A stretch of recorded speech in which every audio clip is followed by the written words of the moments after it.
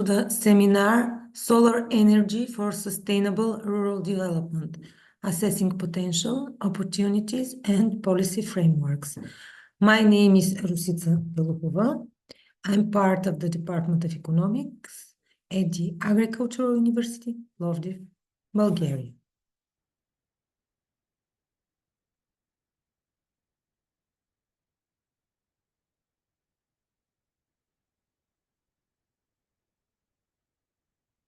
The contemporary energy transition must be understood as a structural transformation of socioeconomic systems rather than a purely technological shift. It is driven by three interrelated imperatives: climate neutrality, rising electricity demand, and geopolitical energy security. First, the European Union has committed to achieve climate neutrality by 2050. This target implies the near complete decarbonization of the power sector, which remains one of the largest sources of greenhouse gas emissions. Without decarbonizing electricity generation, it is practically impossible to decarbonize other sectors such as transport, industry, and buildings. Second, electricity demand is increasing globally and within the Europe. This increase is not incidental, but structurally embedded in the decarbonization pathway itself. The electrification of transport through electric vehicles, the diffusion of heat pumps, and the expansion of digital infrastructure in data centers all contribute to rising electricity consumption. This challenge is therefore dual. We need more electricity, but it must be clean electricity. Third, the 2022 energy crisis significantly reshaped the political and economic framing of the transition. Energy dependency on imported fossil fuels exposed structural vulnerabilities, price volatility, and geopolitical risks. The energy transition has evolved from being primarily a climate policy objective into a broader strategy for energy security and strategic autonomy. In this context, renewable energy sources emerge not merely as alternative technologies, but as structural solutions. They rely on domestic resources, reduce exposure to external shocks, and are increasingly cost competitive. However, their deployment has important territorial implications, which bring us to the role of rural areas. Rural areas occupy a central yet often position in the energy transition. Approximately 83% of the territory is classified as rural. This means that the energy transition is predominantly rural. Renewable energy systems are land-based and sparsely extensive. Unlike fossil fuels, which are energy-dense and geographically concentrated, renewable sources such as solar, wind, biomass are dispersed and require significant land area. The physical infrastructure of this transition, wind farms, photovoltaic parks, biomass facilities, is overwhelmingly located in the rural territories. This part of concentration creates both opportunities and risks. On the opportunity side, renewable deployment can stimulate local economic activity, infrastructure investment, technological modernization. Rural areas can become active contributors to the green transition and emerging bioeconomy. However, there is also a significant risk of unequal value capture. In many cases, capital investment outside the local originates outside the local territory, and profits are extracted by external actors. Rural communities may host an infrastructure but receive limited economic benefits. This can generate social tension, opposition to renewable projects, and perception of injustice. From an academic perspective, which raises questions related to the energy justice, territorial cohesion, and regional development. Who owns the energy infrastructure? Who captures the value? And how are the costs and benefits distributed across space? Therefore, the transition requires inclusive development models. This may include energy communities, cooperative ownership structures, stronger governance from frameworks. The objective is also, it's not only decarbonization, but also regional development. In this sense, the energy transition should be conceptualized not solely as an energy policy, but also rural development strategy embedded within a broader framework of sustainable transformation. Here, you could see the share of energy from renewable sources in gross electricity consumption 2024. At European Union level, renewables account for approximately 47.5% of total electricity consumption, indicating that nearly half of the electricity generation is now based on renewable sources. This represents a structural shift in the European energy mix and reflects a long-term policy commitments under the European Green Deal and Fit for 55 package. However, distribution across member states is highly heterogeneous. Countries such as Austria, Sweden, Denmark demonstrate very high shares of renewable electricity. These cases reflect long-term investment in hydropower, wind energy, and supportive regulatory frameworks. Their energy systems are structurally aligned with the decarbonization objectives. In contrast, countries as Malta, Czechia, Luxembourg, Hungary have significantly lower shares. This variation can be attributed to the differences in natural resource conditions, historical energy dependencies, grid structures, and policy paths. An important observation is that some countries such as Norway and Iceland exceeded the 100%. This indicates that they generate more renewable electricity than they consume domestically, effectively becoming net exporters of renewable energy. These cases highlight the role of hydro-based systems and interconnection capacity. From an analytical perspective, the key takeaway is not only the overall European Union progress, but also the structural divergence between member states. And this has implications for energy security, market integration, investment needs, and territorial cohesion. The transition is advancing, but uneven. This slide shows the sources of renewable energy in gross electricity consumption in European Union for 2024. Wind energy represents a larger share of 38%, followed by hydropower with 26.4% and solar. Solid biofuels account for 5.8% and other renewables represent 6.4%. Several structural patterns emerge from this distribution. First, wind energy has become the dominant renewable technology in the European Union electricity mix. This reflects technological maturity, cost reduction, large-scale offshore deployment, and supportive policy instrument.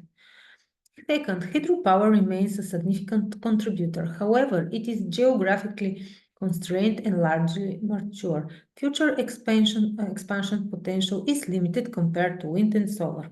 Third, solar energy has expanded rapidly in the recent years, particularly due to declining technology costs and decentralized deployment models. Solar share indicates its growing importance in both utility scale and distributed generation systems.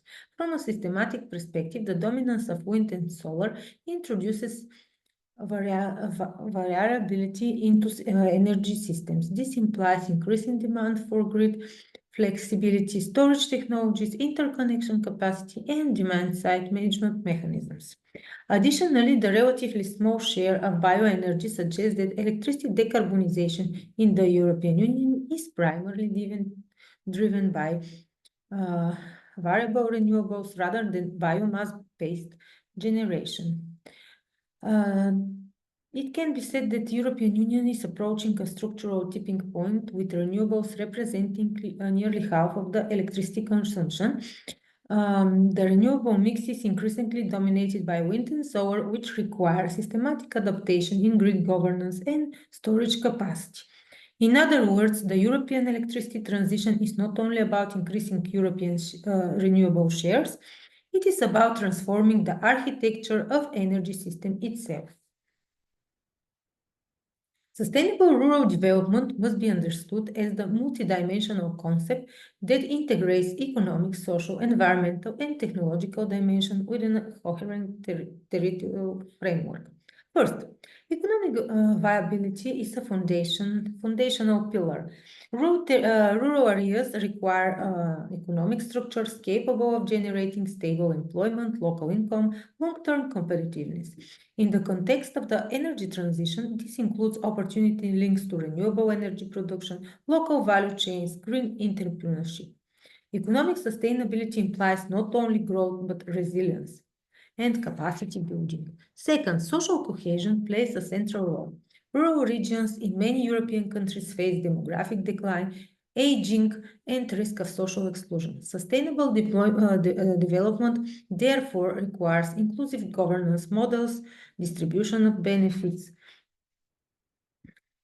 and without social inclusion, green transition risks generating local resistance rather than collective engagement. Third, environmental protection is structurally embedded in the rural development. Rural areas provide ecosystem services, biodiversity conservation, agricultural production, and also natural capital. Sustainable rural development must reconcile economic activity with climate mitigation, resource efficiency, and landscape preservation. In this sense, rural areas are both sides of the production and also catalyst for environmental sustainability. Fourth, infrastructure modernization is critical. Digital connectivity, smart grids, transport accessibility, energy infrastructure determine wherever rural areas can participate effectively in the innovation system. The concept Smart Village illustrates how digital technologies and new decentralized energy system and local governance can enhance territorial competitiveness. Finally, sustainable rural development aligns directly with several sustainable development goals, particularly 7, affordable and clean energy, 8, decent work and economic growth, 11, sustainable communities, and 13, climate action. This alignment demonstrates that rural development is not only a sectoral issue, but part of a broader global sustainability agenda. The key point is that rural sustainability requires governance, combining economic transformation, social inclusion, responsibility, environmental responsibility, and technological advancement. So, why we focus on solar energy? Within a broader renewable energy portfolio, solar energy occupies a strategically significant position, particularly for rural areas. First, solar energy is currently the fastest growing renewable source in the European Union. Its rapid expansion reflects technological maturity, policy support, and declining production cost. Photovoltaic capacity has expanded exponentially over the last decade, reshaping electricity generation patterns. Second, capital expenditure have declined substantially. Economic of scale, global manufacturing expansion, technological improvements have reduced installation cost. This makes solar energy increasingly accessible not only for large investors, but also for cooperatives and individual households. Third, solar technology is modular. It can be deployed at multiple scales, from large solar parks to rooftop installation and agro-photovoltaic systems. This flexibility allows adaptation to diverse territorial conditions. In rural areas, this is particularly important because of land availability, agricultural integration, and create favorable conditions for distributed solar generations.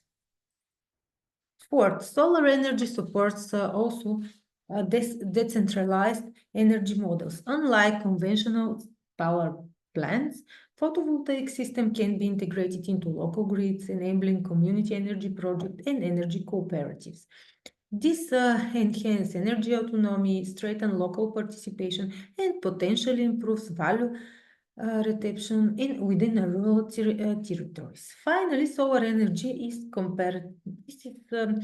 related to the smart village concept. Integration with digital monitoring systems, storage solutions, smart grids allow optimization of local consumption patterns. When combined with energy communities, solar systems can become drivers of rural innovation ecosystem. From systematic perspective, focusing on solar energy allows us to link climate objectives with rural development strategies. It offers a pathway not only for decarbonization, but for territorial revitalization. To conclude, sustainable rural development and renewable energy deployment should not be treated as separate policy domains. Solar energy, due its modularity, declining cost, and represent a strategic bridge between climate policy and rural revitalization. We could say that solar deployment can generate economic value, strengthen social cohesion, and reduce emissions. However, the outcome depends on the institutional design, particularly ownership models, revenue share mechanisms, and governance capacity. Solar energy technologies has evolved significantly over the past 2 decades, expanding from rooftops application to multi-scale energy systems integrated in the territorial development strategies. First and most widespread category is rooftop photovoltaics. These systems are typically deployed on commercial and public buildings. Their main advantage lies in the decentralization. Rooftop photovoltaic systems reduce transmission losses, enhance self-consumption, and supports prosumer models. The second category is ground-mounted photovoltaic system, often referred as a utility-scale solar parks. This installation benefits from economic of scale and contribute substantially to national generation capacity. However, they raise important spatial and governance questions, particularly in the rural areas where land use conflicts may emerge between energy production and agricultural activities. A particularly innovative model, agri-photovoltaics, which integrates solar panels with agricultural production. Thus, this dual-use model allows electricity generation and crop cultivation. They can provide shading, reduce water evaporation, and enhance land productivity in certain climatic conditions. From rural development perspective, these photovoltaics offer a pathway to reconcile renewable deployment with agricultural sustainability rather than positioning them as competing land uses. Another emerging technology is floating photovoltaic system installed on artificial lakes, irrigation basins. These systems reduce land use pressure and may decrease water consumption. Their relevance is increasing in regions facing water stress or high land competition. Finally, hybrid storage integrated systems represent a critical next step in solar deployment. Since solar energy is a variable, integration with battery storage enhances grid stability, enables peak shaving, and increases self-consumption rates. Hybrid systems also support microgrids and rural energy autonomy. Taken together, these technologies demonstrate that solar energy is not a single solution, but flexible technological portfolio adaptable to different economic and environmental contexts. So, turning into empirical evidence, the European Union has experienced rapid growth in photovoltaic deployment. In 2023, the European Union has installed approximately 200 gigawatts of photovoltaic capacity. This reflects exponential growth over the past decade and positions solar energy as one of the fastest expanding of European energy mix. Annual production reaches roughly 250 terawatt hours, contributing significantly to electricity decarbonization. Solar is no longer marginal, it becomes structural component of European power system. A particularly important observation is that approximately 54% of photovoltaic electricity is produced in rural areas. This confirms that energy transition is grounded in rural territories. Solar parks, agrovoltaics, and distributed systems are predominantly located outside major metropolitan centers. However, deployment is geographically concentrated. Germany, Spain, and Italy account for a substantial share of installed capacity in generation. These countries combine favorable conditions, stable regulatory frameworks, and early policy support. Their leadership illustrates how institutional consistency and long-term planning drive renewable diffusion. At the same time, this concentration highlights uneven development across member states. Solar expansion remains slower in Central and Eastern European countries, often due to regulatory barriers, limited investment capacity, and grid constraints. From an analytical perspective, three structural implications emerge. First, solar energy has moved from policy aspiration to reality. Second, rural areas are central in this transformation, hosting more than a half of the production. Third, governments and institutional design remain factors in determining the pace and distribution of deployment. In conclusion, solar energy technologies offer technological flexibility, adaptability, and strong growth dynamics. Empirical evidence confirms that solar has become a major pillar of European Union decarbonization. However, its concentration in rural areas raises strategic questions regarding land use and regional equality. Solar energy is not merely a decarbonization tool, it's structural instrument shaping the reconfiguration of Europe's energy landscape. This slide represents estimated solar photovoltaic electric production per square kilometer across European member states. The first observation concerns productivity differences. In most member states, solar production tends to be highest in urban areas, followed by towns and suburbs, and lowest in rural areas. This pattern reflects the higher density of rooftop installation and built-up infrastructure in cities. However, this does not imply that rural areas are marginal in absolute terms. Rural territories often host large-scale ground-mounted systems that occupy substantial land areas. The variation across member states is also significant. Southern countries such as Spain, Italy, Greece demonstrate higher productivity levels due to solar radiation conditions. In contrast, northern countries show lower productivity but compensate through technological efficiency and policy support. From territorial perspective, this slide illustrates an important structural point.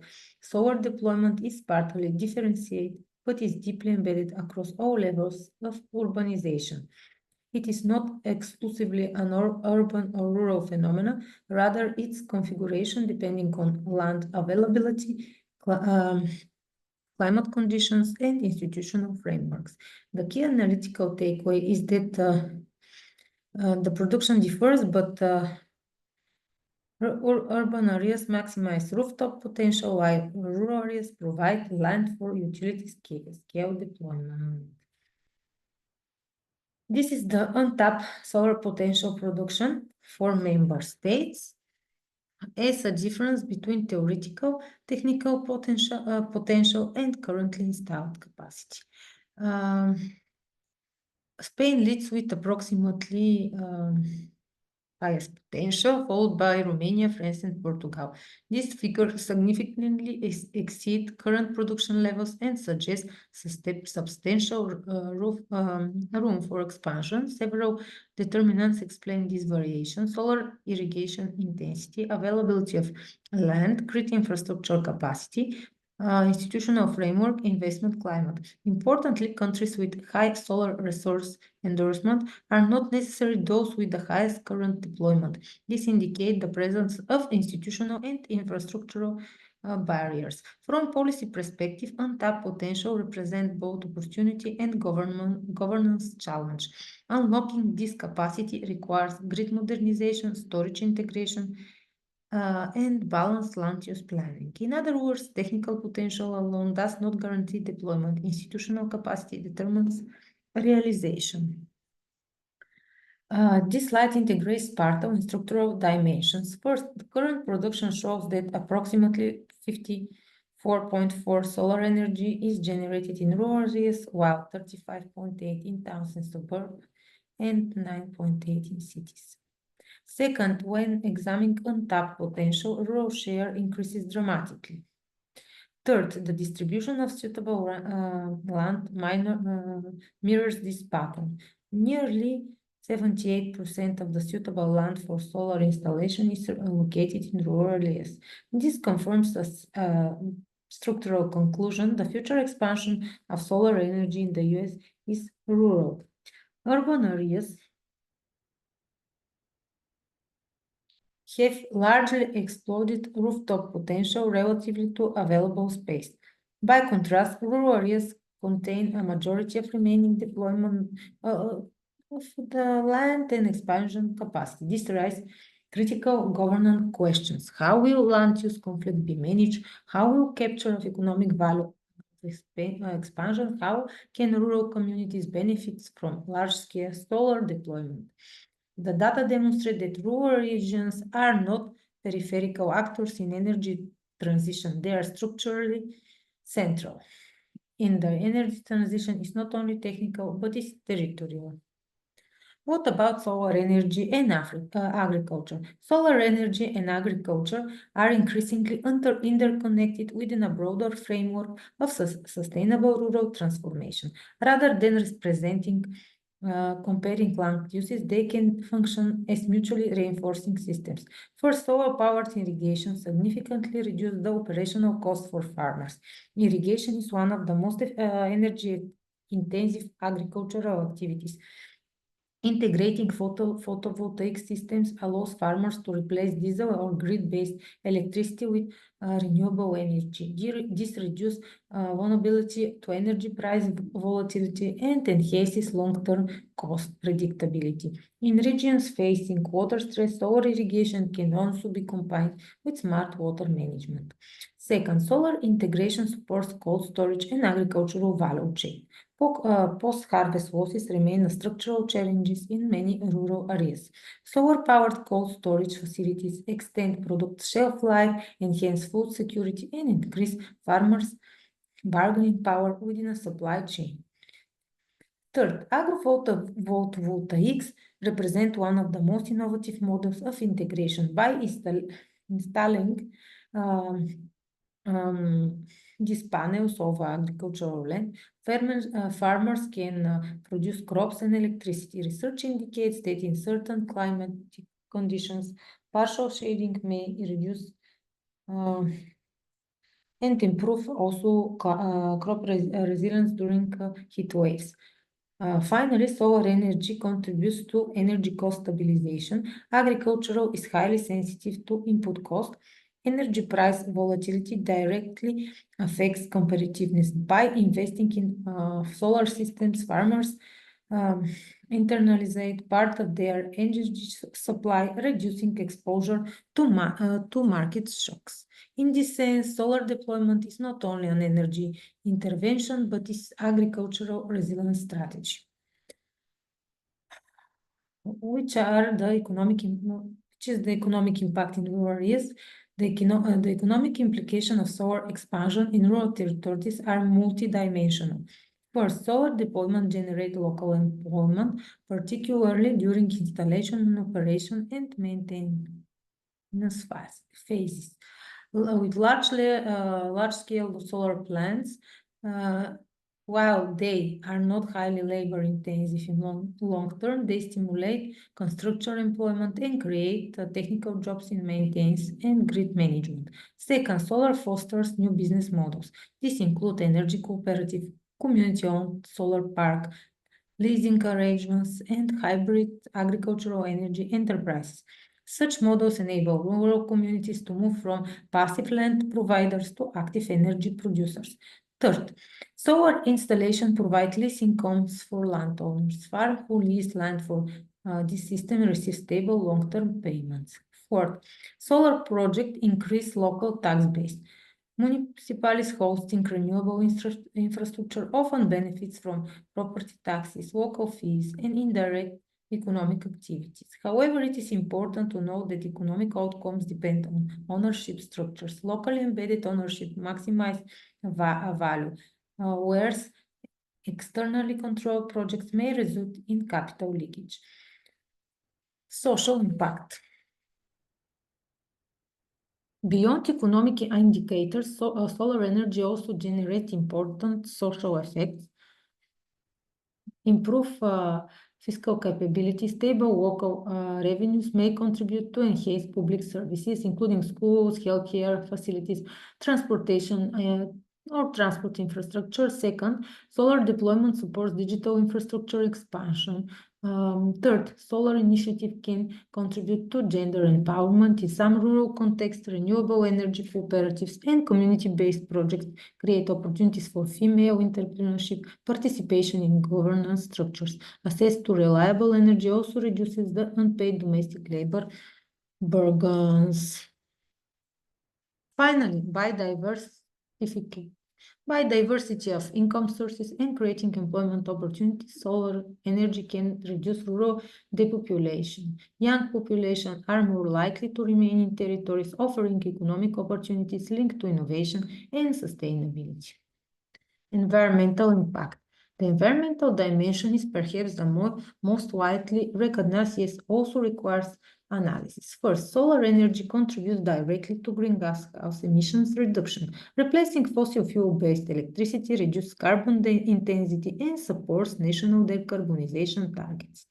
Second, improved air quality follows from the reduced reliance on coal and diesel-based generation. Third, under certain conditions, photovoltaic installation may support soil regeneration.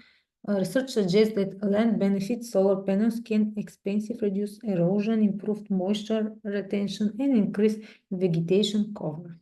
Fourth, solar energy creates a climate adaptation strategy. Agro-photovoltaic system reduce crop heat stress. However, environmental benefits depend on responsible spatial planning. Of course, large-scale installation must avoid a biodiversity hotspot, high-quality agricultural soils, and protected ecosystem. In summary, solar energy offers significant mitigation and adaptation benefits, but sustainable outcomes require integrated land use governance. To conclude, solar energy operates at the intersection of agriculture, rural development, economic transformation, and environmental sustainability. Its impact is not limited to energy generation. It reshapes rural communities, influences land governance, stabilizes agricultural production system, and contributes to social inclusion. However, the deployment paths depend on institutional frameworks, particularly ownership models, revenue sharing mechanism, and spatial planning. In this regard, energy communities represent one of the most transformative governance innovations within the European energy transition framework. At their core, energy communities are collective organizational models in which citizens, local authorities, small and medium enterprises, or cooperatives jointly invest in, produce, manage, and sometimes distributed renewable energy. They shift energy system from central structures to our more decentralized and configurations. First, citizen participation is defining future. Participation increases social acceptance of renewable installation and strengthens democratic legitimacy. The local actors become co-owners rather than passive hosts. Second, energy communities enhance local value retention. Instead of profit being extracted by external investors, financial resources return and remain within a local economy. Third, cooperative ownership models reduce inequality in value distribution. Community-based solar projects allow collective risk sharing and inclusive benefit allocation. This model aligns closely with the principle of energy justice and territorial cohesion. Finally, Energy communities can contribute to reducing energy poverty. By self-consumption and shared production, households may reduce energy costs and improve affordability. Energy communities are not merely technical arrangements, they are governance mechanisms that reshape our political economy of renewable energy. Agrophotovoltaics represent a land-use model combining agricultural production and solar energy generation at the same parcel of land. Traditionally, renewable expansion has raised concern about land competition. Agrophotovoltaic system address this tension by enabling dual land use. From an environmental perspective, partial shading can reduce water evaporation and mitigate heat stress, particularly in the Mediterranean climate area. In certain crop types, yield stability may improve under extreme temperature conditions. Economically, agrophotovoltaics diversifies farmers' income. Electricity production provides an additional revenue source. This model contributes to multifunctional land management and supports sustainable agricultural intensification. However, this system requires clarity, technical optimization, and appropriate planning to ensure compatibility with agricultural policy framework. Conceptually, agrophotovoltaics embody a shift from land use competition to land use integration. Barriers to solar deployment. Despite the strong technological progress and growing policy support, several barriers continue to constrain solar expansion. First, high upfront investment costs remain a challenge, particularly for small farmers for rural areas. Although long-term operating costs are low, initial capital requirements can be prohibitive without financial support mechanism. Second, regulatory complexity shows deployment. Permitting procedures, environmental assessment, zoning restrictions, administrative fragmentation create delays and uncertainty. Third, grid connection constraints represent a significant infrastructural barrier. In many regions, grid capacity is insufficient to absorb additional renewable generation. Without this, and storage integration, technical potential cannot be fully realized. Fourth, not in my backyard phenomena continue to influence project acceptance. Local resistance may arise due to landscape concerns, land use conflicts, or inequitable benefits distribution. Addressing this requires governance and transparent benefit sharing mechanism. These barriers highlight that solar deployment is not only a technological challenge, but an institutional and social political process. In conclusion, the transition towards solar-based rural development depends on three dimensions: governance, innovation through energy communities, land use integration, institutional reform to overcome financial, regulatory, and infrastructural barriers. Solar energy is therefore an energy solution, a land use strategy, and socioeconomic transformation tool. So in this context, which are the policy framework? At international level, solar energy deployment and rural sustainability are embedded within a broader climate and development frameworks. First, cornerstone is the Paris Climate Agreement, adopted in 2015. It establishes the global objective of limiting the temperature to increase to well below 2 Celsius. Achieving this target requires rapid decarbonization of energy sector, which remains the largest source of greenhouse gas emissions worldwide. Solar energy plays a central role in this pathway as one of the most scalable and rapidly deployable renewable technologies. Photovoltaic systems contribute directly to emission reduction and long-term climate neutrality strategy. Parallel to the Paris Agreement, the United Nations Sustainable Development Goals provide multidimensional framework linking climate action to a broader socio-economic objectives, which are the relevant Sustainable Development Goals 7, 8, 11, 13, 12. Importantly, the Sustainable Development Goals integrated environmental sustainability with poverty reduction, gender equality, social inclusion. This reinforced the argument that renewable energy expansion is not merely a climate instrument, but a development strategy. At international level, solar energy is framed as cross-cutting solution aligned with climate mitigation, economic transformation, and social equality. What about the European policy framework? At European level, policy architecture become a more operational regulatory. The European Green Deal constitute the overreaching strategy for achieving climate neutrality by 2030. It integrates climate, energy, biodiversity, agriculture, transport, and finance into transformation agenda. In this framework, several components are particularly relevant to solar energy in rural areas. First, the objective of achieving climate neutrality requires renewable deployment. The revision of 2030 climate targets and the strengthening of emission trading system increased the economic incentives for renewable investment.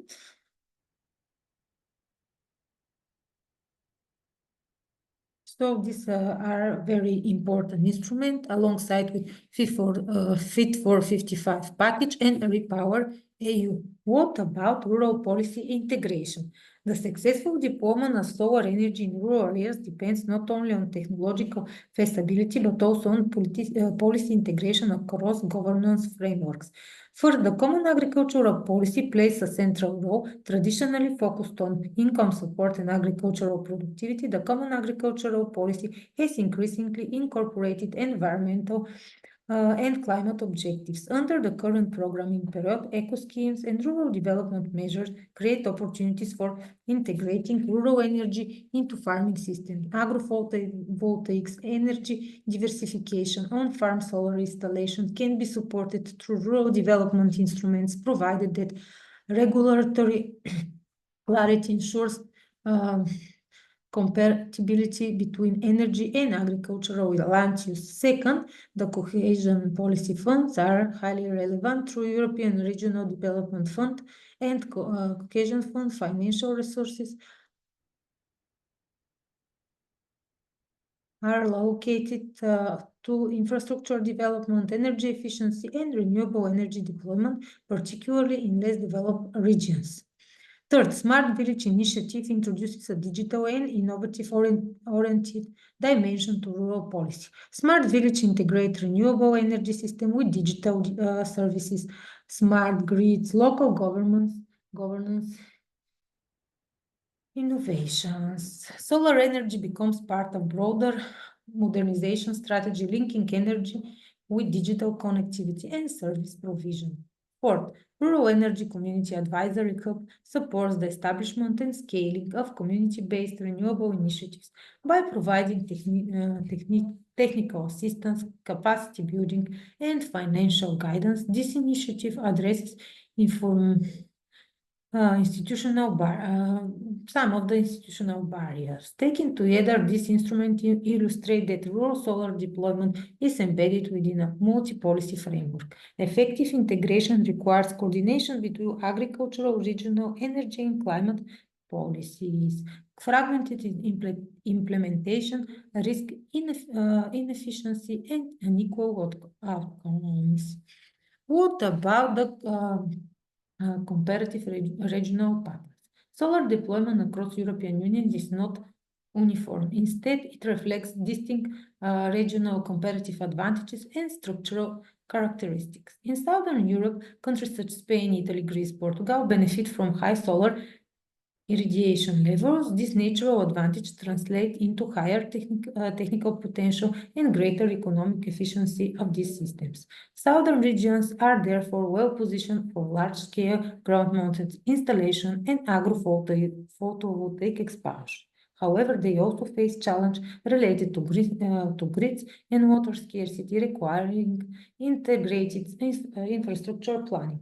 In Central Europe, including Germany, Austria, parts of France, rooftop density plays a vital role. High population density and well-developed building infrastructure create favorable conditions for distributed solar systems. Community-based models are particularly predominant in these regions. Eastern Europe, large areas of relatively underutilized land provide substantial untapped potential for solar expansion. However, investment capacity, grid infrastructure limitation, and administrative complexity may slow the deployment. In Nordic regions, solar plays a complementary role alongside with wind and hydro. Although irrigation levels are lower, technological efficiency and seasonal complementarity within the wind resource allows solar to contribute to energy diversification.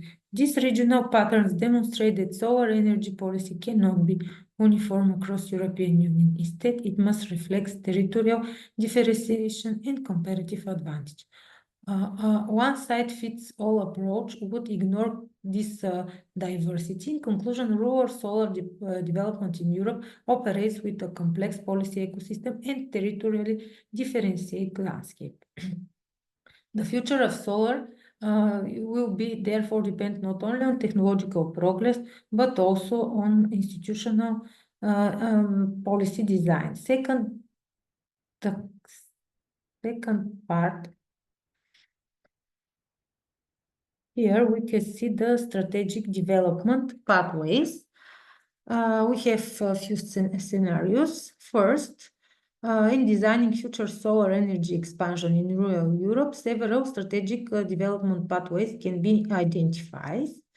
Of course, these scenarios are not mutually exclusive. They represent alternatives and priorities and governance approaches. First, rooftop prioritization. The first pathway emphasizes the rooftop deployment. This model focuses on maximizing existing built infrastructure. The advantages include minimal additional land use, reduced landscape impact, and high social acceptance. Rooftop systems also support prosumer models and self-consumption. However, rooftop alone may not deliver sufficient capacity to meet ambitious decarbonization targets, especially in rural regions. Second scenario is utility scale expansion. The second scenario prioritizes large-scale photovoltaic installations. This approach leverages economics of scale, lower per unit cost, and rapidly capacity growth. This can significantly accelerate the decarbonization and contribute to energy security objectives. However, it raises concerns regarding land use competition, biodiversity impact, and potential concentration of ownership in external investment. The critical policy question here is how to balance efficiency with equality and environmental impact of this solar project. The third scenario is hybrid agrophotovoltaic models. This pathway integrates energy production and agricultural activity through agrophotovoltaics. Rather than treating energy and food production as competitive land uses, this model seeks synergy. These systems can diversify farmers' income, reduce climate stress on crops, and maintain agricultural productivity. This model aligns closely with the common agricultural policy reform objectives and sustainable land management strategies. However, technical optimization, regulatory framework, financial support are necessary to ensure its implementation. Community-led decentralization is the fourth scenario that prioritizes governance innovation. This model emphasizes energy cooperative, citizen participation, and local ownership. This pathway enhances value chains with rural territories, strengthen social acceptance, and contribute to energy justice principles. While potentially slower in capacity scaling compared to the others, it generates stronger long-term socioeconomic resilience. In practice, an optimal strategy may involve combination of these four pathways. Risk assessment. Any strategic pathways must be linked to risk assessment. First, land use conflicts represent a central risk, particularly under large-scale expansion scenarios. Competition between agriculture, biodiversity, protection, and renewable deployment requires careful spatial planning and decision-making. Second, biodiversity trade-offs must be addressed. While solar energy reduces greenhouse gas emissions, poorly located installation may fragment habitats or affect ecosystems. Third, social acceptance remains a very important factor. Public opposition, often framed through "not in my backyard" phenomena, can delay or block projects. Fourth, market volatility poses economic risks. Energy prices, supply chain disruptions, changes in subsidy schemes can affect investment stability. Long-term regulatory predictability and diverse financing instruments are therefore necessary. Taken together, these risks highlight that solar deployment is not purely a technological process, but also socioeconomic and institutional transformation. In conclusion, the future of rural solar energy development depends on strategic choices regarding scale, ownership, land integration, and governance design. To stop privatization, enhance partial efficiency, utility scale expansion, accelerate decarbonization, agro-voltaics integrate food and energy systems, community-led models strengthen local resilience. The challenge lies in balancing efficiency, equality, environmental integrity, and social legitimacy and social inclusion. Ultimately, sustainable solar expansion in rural Europe requires not only technological innovation, but institutional planning and inclusive governance. Which are the policy recommendations? In order to ensure that solar energy becomes a genuine structural driver for rural transformation, policy design must be move beyond expansion targets and address institutional, regulatory, and territorial dimension.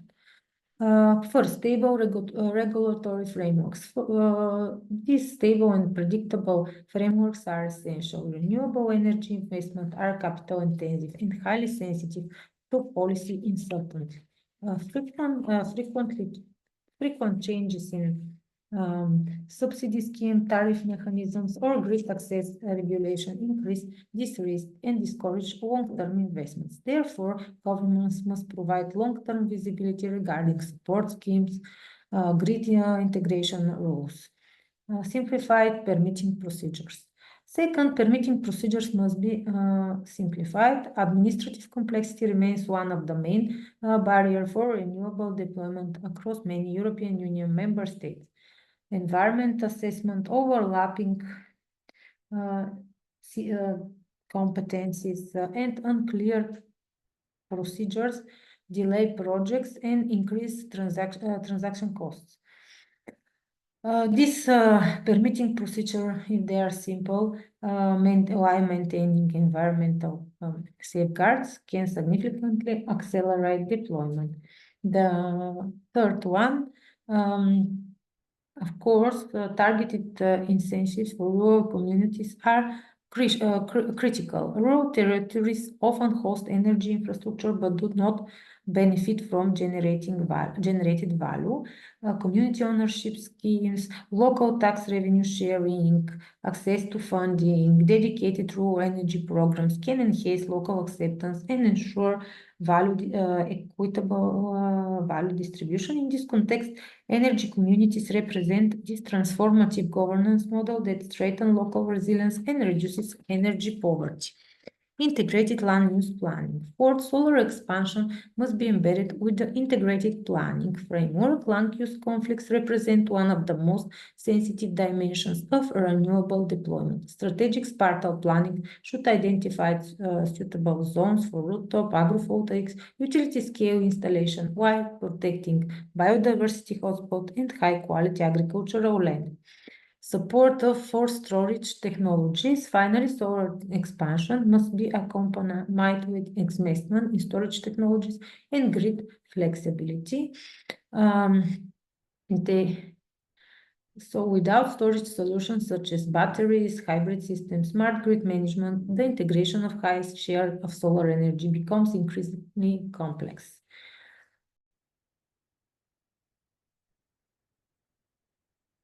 Conclusions. In conclusion, solar energy should not be understood merely as an electricity source. It represents a structural drivers for rural transformation. First, rural territories possess massive untapped solar potential, large areas of suitable land, lower population density, and strong agricultural integration opportunities create favorable conditions for expansion. Second, solar deployment generates strong socioeconomic multiplier effect. This includes employment creation, income diversification for farmers, increased revenues, technological innovation, and local entrepreneurship. However, the transition required balanced governance.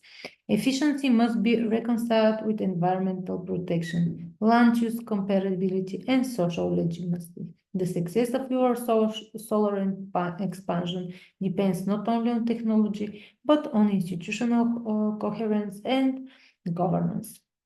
Solar energy constitutes a key pillar of sustainable rural development. It contributes to climate mitigation, economic diversification, social inclusion, and territorial resilience. If strategically implemented, it can transform rural regions from energy peripheries into active producers and innovator within the green transition in the European Union.